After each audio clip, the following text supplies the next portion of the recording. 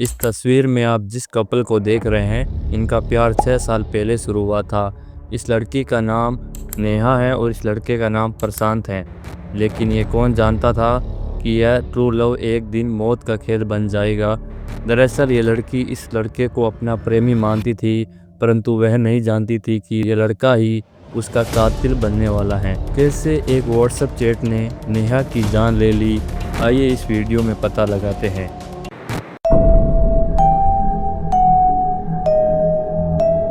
Welcome to the show. My name is Amispak.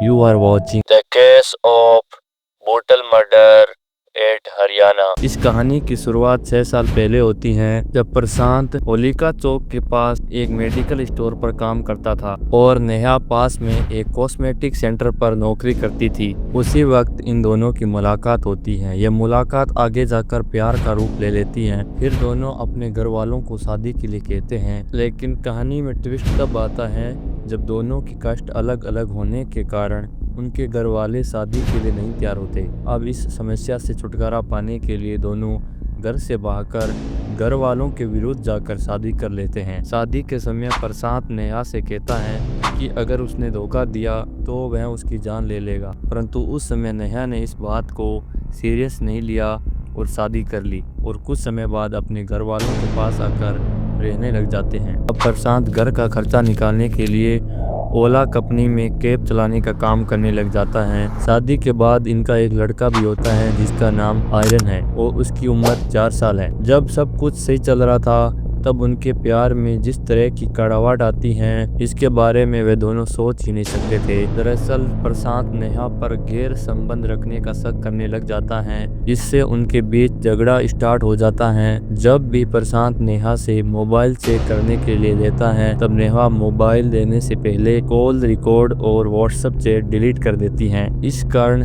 अब प्यार न रहकर एक तमाशा बन गया था। अब ये दोनों शादी के पवित्र जोड़े में बंधे एक दूसरे से नफरत करने लग जाते हैं। एक दिन प्रशांत ने अपना शक दूर करने के लिए नेहा के व्हाट्सएप नंबर अपने मोबाइल में लॉगिन कर लिया।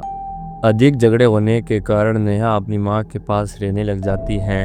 अब कहानी उस तरफ मोड़ लेने वाली थी जिसके बारे में आम इंसान सोच भी नहीं सकता। अब जब भी नेहा व्हाट्सएप चैट करती, वह सभी चैट प्रशांत भी देख सकता था। जब इस बात का पता नेहा को चलता है, तब नेहा गुस्से से आग बबूला होकर प्रशांत के पास जाकर कहती है कि वह पुलिस स्टेशन में प्रशांत की शिकायत करेगी। इस बात ने आग में घी डालने का काम किया, क्योंकि पहले प्रशांत नेहा के गैर संबंध से बहुत गुस्से में था।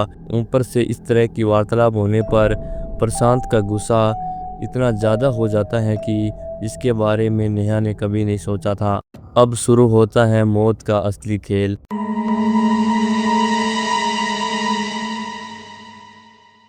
7 मई को प्रशांत नेहा के घर पहुंचता है और वहां पहुंचकर नेहा पर चाकू से वार कर देता है। वह नेहा पर चाकू से 19 बार वार करता है।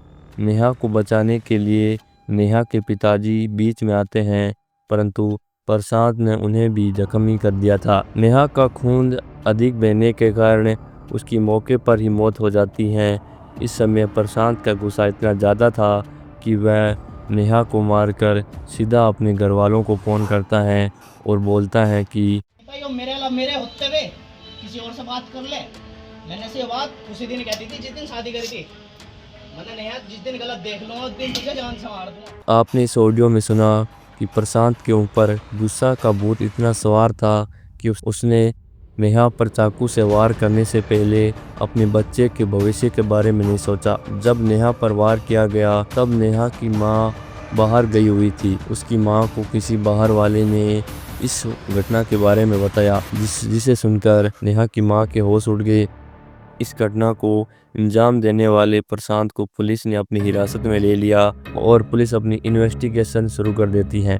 कुछ समय बाद जब प्रशांत का गुस्सा ठंडा होता है, तब उसे बहुत पछतावा होता है कि उसने अपने हाथों से क्या कर दिया। उसने अपने हाथों से ही अपने बेटे और अपने भविष्य का कत्ल कर दिया। वह पुलिस को कहता है कि 2 मिनट के गुस्से ने उसकी पूरी ज़िंदगी बर्बाद कर दी है। उसके बाद प्रशांत को कोर्ट में पेश किया जाता है और उसे सज़ा दिलवाई जाती है।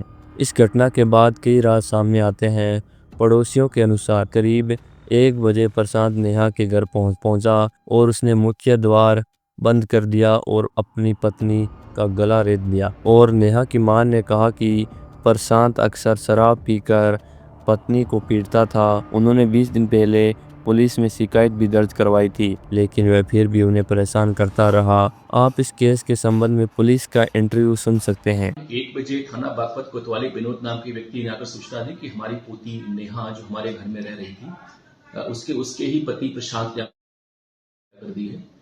तत्काल हमारी पुलिस मौके पे गई और जानकारी प्राप्त हुई कि जो वादी विनोद उपाध्याय उनकी पोती नेहा थी, उससे लगभग 5 वर्ष पहले मोहल्ले के ही एक लड़के प्रशांत से लव मैरिज कर लिया था, उसके साथ रह रही थी। उसके 4 वर्ष का बेटा था और दोनों में विवाद चल रहा था।